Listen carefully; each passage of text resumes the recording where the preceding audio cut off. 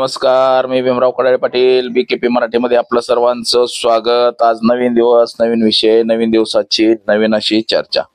आज चर्चा घेऊन आलोय म्हणजे 2029ला नरेंद्र मोदी आणि भारतीय जनता पक्षाचा पराभव होईल का, आणि तशी शक्यता निर्माण सुद्धा होऊ शकते.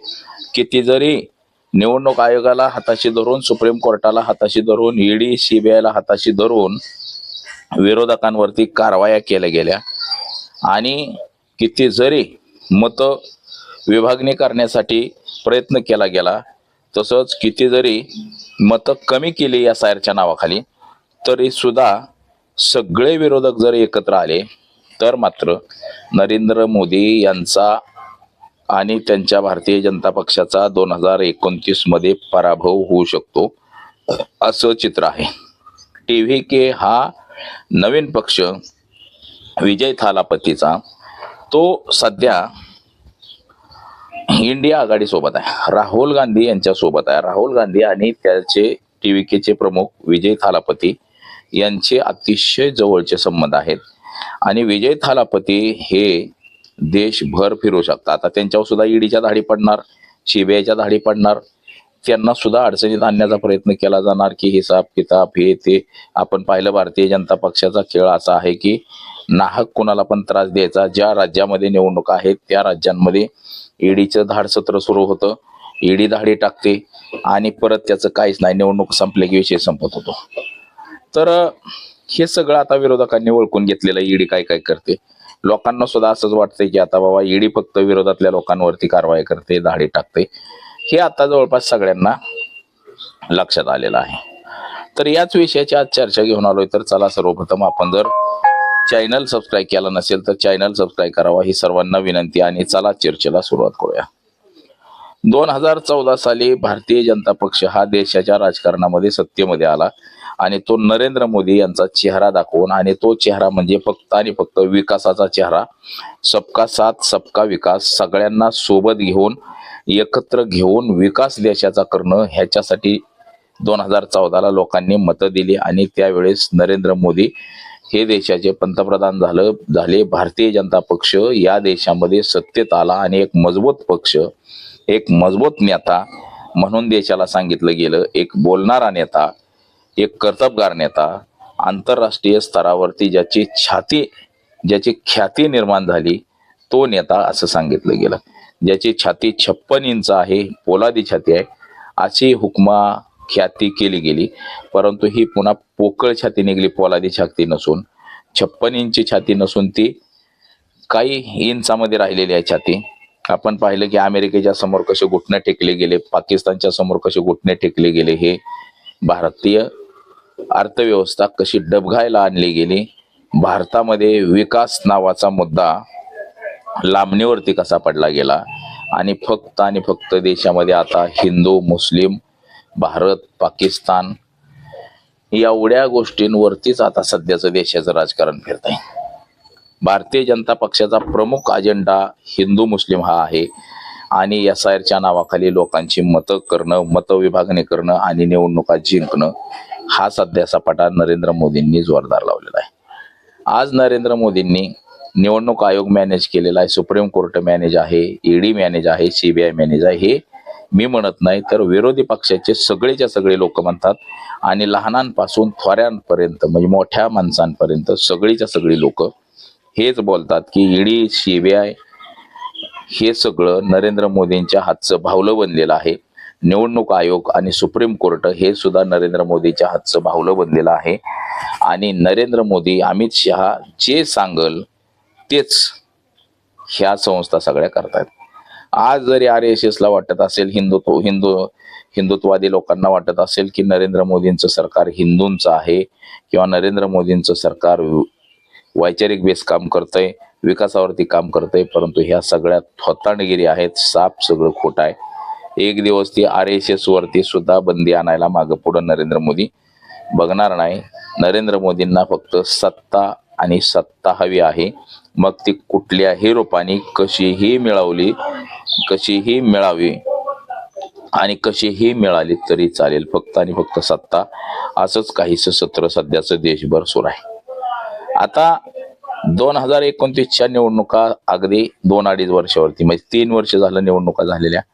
आज 26 चालू आहे, 27 पूर्ण, 28 पूर्ण आणि 29च्या सुरुवातीला निवडणूक आहेत दुसऱ्या तिसऱ्या महिन्यामध्ये. म्हणजे याचा अर्थ असा आहे की अजून 2 वर्ष बाकी आहेत निवडणुकीला. 2026, 2027 पूर्ण, 28 पूर्ण व्हायचंय. म्हणजे 2-2.5 वर्ष अजून निवडणुकीला टाइम आहे. परंतु 2.5 वर्षातच मात्र आता बघा, भारतीय जनता पक्षानं काय केलं, SIRच्या नावाखाली लोकांची मतं केली, मशीन हायजॅक केली आणि सगळीच्या सगळी राज्य जिंकत जिंकत जिंकत चाललेलं आहे. अवघी 7 राज्य विरोधात आहेत, बाकी सगळीच्या सगळी भारतीय जनता पक्षानं जिंकलेले आहेत. आता देश पातळीवरचा पक्ष म्हणजे भारतीय जनता पक्षाला हरवणारा एकमेव पक्ष राहिला तो राहुल गांधी यांचा काँग्रेस पक्ष. आता जे छोटे मोठे पक्ष होते त्या सगळ्या छोट्या मोठ्या पक्षांचा निपटारा करून टाकलेला आहे. म्हणजे सगळ्यात भक्कम किल्ला असा पश्चिम बंगालचा मानला जात होता, तो सुद्धा उद्ध्वस्त करून मोदी शहाने टाकलेला आहे. दिल्लीपासून जे गल्लीपर्यंत सगळं काबीज केलेलं आहे मोदी शहा यांनी. आणि त्यामुळं आता या ज्या सगळे प्रादेशिक पक्ष आहेत या प्रादेशिक पक्षांना काँग्रेस सोबत राहण्याशिवाय पर्याय राहिलेला नाही. आपलं स्वतःच्या पक्षाचं जर अस्तित्व टिकवायचं असेल तर फक्त आणि फक्त काँग्रेस सोबतच जाऊन अस्तित्व टिकवावं लागेल. हे तितकंच खरं झालेलं आहे. म्हणजे ज्या ममता बॅनर्जींना काँग्रेसचा कवा पाला सुद्धा पडून घेतला नाही, स्वतःची सत्ता 15 वर्ष अबाध्य ठेवली, तिथं 32 खासदार 33 खासदार अशा पद्धतीचे निवडून आणले, 25, 26, 27. तिथं आज विधानसभा निवडणुकीमध्ये सुपडा साफ झालेला आहे, पक्षाचा पराभव झालेला आहे. त्याच्यामुळं ममता बॅनर्जींना सुद्धा राहुल गांधी यांच्या काँग्रेस पक्षासोबत जाण्याशिवाय पर्याय नाही, अन्यथा जे आलेले खासदार सुद्धा पुन्हा येणार नाहीत. आता बघा, इंडिया आघाडी जी आहे जवळपास 26-27 पक्षांची झालेली आहे तयार, म्हणजे सगळे छोटे छोटे छोटे छोटे पक्ष. आता त्यापैकी आपण मोठ्या मोठ्या पक्षांची यादी आपण आपल्याकडे आहे की जरा मोठे पक्ष म्हणजे ज्याचे 10 खासदार 12 खासदार 15 खासदार 20 खासदार 30 खासदार असे जे पक्ष आहेत त्यांची सुद्धा यादी आपल्याकडे आहे, ती सुद्धा आपण वाचन केली पाहिजे, बघितली पाहिजे. पहिल्यांदा इंडिया आघाडीतला प्रमुख पक्ष म्हणजे भारतीय राष्ट्रीय काँग्रेस, त्यानंतर समाजवादी पार्टी आधी अखिलेश यादवचा, त्यानंतर द्रविड मुनेत्र म्हणजे कळघम म्हणजे हा पक्ष तामिळनाडूचा आहे, पुन्हा उद्धव ठाकरेंची शिवसेना आहे, शरद पवारांची राष्ट्रवादी काँग्रेस आहे, अखिल भारतीय आता तृणमूल काँग्रेस म्हणजे जे पश्चिम बंगालमध्ये ममता बॅनर्जी होतं ते सुद्धा आता सोबत आलेला आहे. आम आदमी पक्ष आहे अरविंद केजरीवालचा, अरविंद केजरीवाल यांचा सगळा गड नस्तानाबूत करून टाकलेला आहे. पुन्हा राष्ट्रीय जनता दल आहे, भारतीय कम्युनिस्ट पार्टी आहे, भारतीय कम्युनिस्ट पक्ष आहे, पुन्हा युनायटेड जनता दल आहे, परत झारखंड मुक्ती मोर्चा आहे, नॅशनल कॉन्फरन्स आहे म्हणजे हे जम्मू आणि काश्मीरचं, पीपल्स डेमोक्रेटिक पार्टी आहे, पुन्हा विदू थलाई चिरो थैलानी काचे आणि विजय याचा सुद्धा पक्ष, म्हणजे असे सगळे पक्ष हे इंडिया आघाडीच्या सोबत आता आहेत. आणि म्हणजे आता हे मी मोजके वाचले की ज्याचे जास्त खासदार आहेत त्या पक्षांचे, आणि छोटे मोठे सुद्धा कुणाचा 1 खासदार कुणाचा 2 खासदार असे येणारे सुद्धा पक्ष आहेत. जवळपास 26-27 पक्षांची ही आघाडी आहे आणि ही आघाडी 2029ला नरेंद्र मोदींचा पराभव करण्यासाठी भक्कम आणि सक्षम आहे. बघा, उत्तर प्रदेशमध्ये अखिलेश यादव यांच्या पक्षासोबत काँग्रेसची युती झालेली नव्हती, तरी सुद्धा अखिलेश यादव यांचे 37 खासदार निवडून आले. या ठिकाणी जर काँग्रेसचे सोबत असते, बहुजन पक्षाच्या मायावती सोबत असते, चंद्रशेखर आझाद सोबत असते, तर मात्र इथं 50 पेक्षा जास्त आकडा हा इंडिया आघाडीचा आला असता. तसंच पश्चिम बंगालमध्ये सुद्धा जर ममता बॅनर्जी यांच्यासोबत काँग्रेस असतं तर अजून 2-4 जागा वाढल्या असत्या. अशाच प्रमाणे जे छोटे छोटे प्रादेशिक पक्ष आहेत ते स्वतंत्र लढले होते आणि त्यांनी एकत्र येऊन एकत्रित निवडणुका लढवल्या नव्हत्या. म्हणजे काय जे मोजके पक्ष आहेत अशा बाकीचे सगळे एकत्र आले होते, म्हणजे 26 पक्षांची आघाडी झाली, आता ते 30 पक्षांवरती जाईल. म्हणजे आता ममता बॅनर्जीचा पक्ष एकत्र येईल, समाजवादी पक्ष सुद्धा सोबत येईल, म्हणजे हे सत्तांतर.